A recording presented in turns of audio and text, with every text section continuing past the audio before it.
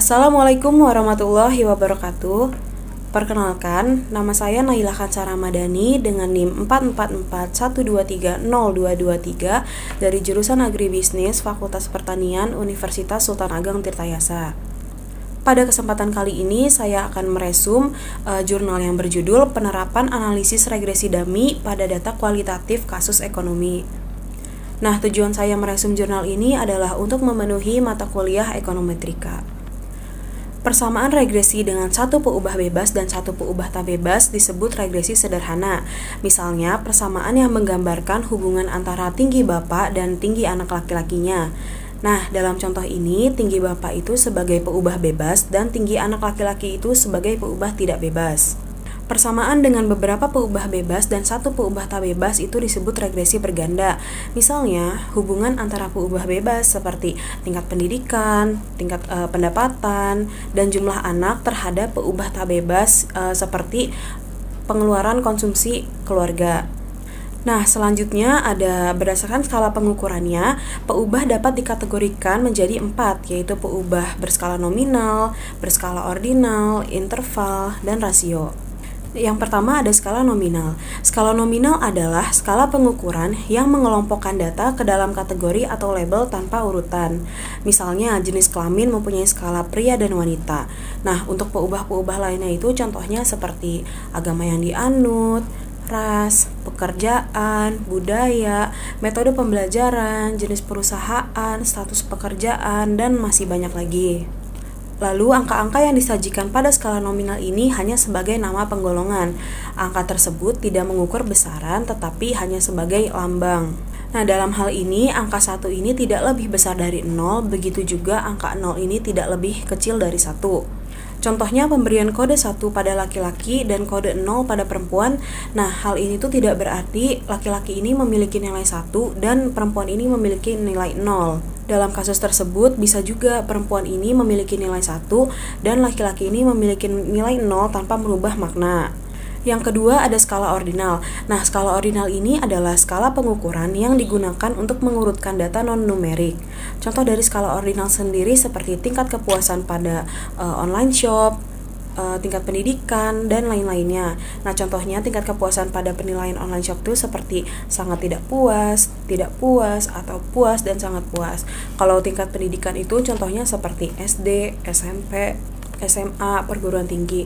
Dan ada juga seperti sangat tidak setuju, setuju, ataupun sangat setuju. Yang ketiga ada skala interval. Nah, skala interval ini adalah pengukuran dengan skala numerik di mana nilai-nilai yang berdekatan memiliki jarak yang sama dan diukur sepanjang skala. Contohnya, jarak antara 40 cm dan 50 cm sama seperti jarak antara 60 cm dengan 70 cm. Data ini tuh pasti berbentuk angka dan merupakan salah satu skala pengukuran kuantitatif. Nilai 0 pada skala interval ini memiliki arti. Contohnya seperti nilai pada suhu derajat Celcius seperti 0 derajat Celcius itu kan memiliki arti. Yang terakhir ada rasio. Nah, rasio ini tuh adalah perbandingan antara dua atau lebih nilai yang memiliki satuan yang sama. Rasio ini dapat dinyatakan dalam bentuk pecahan, perbandingan dengan tanda titik 2, atau persentase. Nah, untuk nilai 0 sendiri pada rasio ini tuh tidak memiliki arti. Contohnya seperti nilai berat badan, nilai tinggi badan, dan lain-lain. Selanjutnya, ada studi kasus model regresi dummy dengan peubah bebas kualitatif dengan dua kategori tanpa interaksi dengan peubah bebas lainnya yang berarti ini regresi sederhana. Nah, contoh studi kasusnya ini ada seorang peneliti tertarik untuk memprediksi laba dua macam perusahaan bila ditinjau dari besarnya biaya iklan yang dikeluarkan oleh perusahaan untuk membuat iklan mengenai produknya. Nah, dua macam perusahaan ini tuh ada perusahaan dari swasta asing dan perusahaan swasta nasional. Nah, untuk perusahaan swasta asing ini laba yang diamati adalah laba yang diperoleh dari hasil penjualan produknya di wilayah Indonesia saja. Untuk contoh tabelnya seperti ini.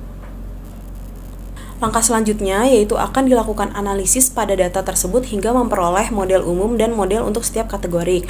Nah, langkah-langkahnya sebagai berikut. Yang pertama, membuat variabel dummy bagi X2, misalnya ZJ. Nah, untuk variabel ZJ ini dilambangkan 0 untuk perusahaan swasta asing dan 1 untuk perusahaan swasta nasional. Selanjutnya, kita mencari apakah ada interaksi antara peubah X1 dan X2. Untuk hasil perhitungannya ada di scatter plot seperti ini. Nah, berdasarkan scatter plot pada gambar menunjukkan bahwa tidak ada interaksi antara peubah X1 dan X2. Nah, hal tersebut itu ditunjukkan dengan dua garis regresi yang tidak saling berpotongan, sehingga model persamaan regresinya yaitu seperti ini. Untuk model kategori perusahaan swasta nasional itu seperti ini. Lalu, model kategori untuk perusahaan swasta asing itu seperti ini. Selanjutnya, perhitungan untuk memperoleh nilai beta 0, beta 1, dan beta 2 menggunakan software Minitab 16. Nah, output pada Minitabnya seperti ini. Setelah diperoleh nilai dugaan untuk tiap parameter tersebut, maka nilai tersebut disubstitusikan ke dalam model persamaan umum dan model untuk setiap kategori, sehingga diperoleh untuk model kategori perusahaan swasta nasional itu Y sama dengan 3,99 ditambah 0,431 X1 tambah alfa I, dan model kategori untuk perusahaan swasta asing itu Y sama dengan 1,33 ditambah 0,431 X1 tambah alfa I. Nah, berdasarkan hasil output Minitab 16 di atas dapat dilihat bahwa pada taraf uji nyata 5%, biaya iklan dan tipe perusahaan berpengaruh nyata atau signifikan terhadap laba perusahaan. Hal ini dapat dilihat dari nilai P yang lebih kecil dari 5%. Model persamaan umum untuk semua kategori yang diperoleh dikatakan model yang baik. Hal ini dapat dilihat juga dari nilai R-square-nya yang dihasilkan lebih dari 50%. Nilai R-square sebesar 75,9% memiliki arti bahwa 75,9% keragaman dari laba perusahaan dapat dijelaskan oleh biaya iklan dan tipe perusahaan. Berdasarkan model persamaan umum regresi dummy di atas, dapat dinyatakan bahwa nilai dugaan laba perusahaan atau Y akan bertambah sebesar 0,431 dan 2,66 setiap kali nilai X1 dan X2-nya bertambah satu satuan. Cukup sekian dari saya, kurang lebihnya mohon maaf. Wassalamualaikum warahmatullahi wabarakatuh. Terima kasih.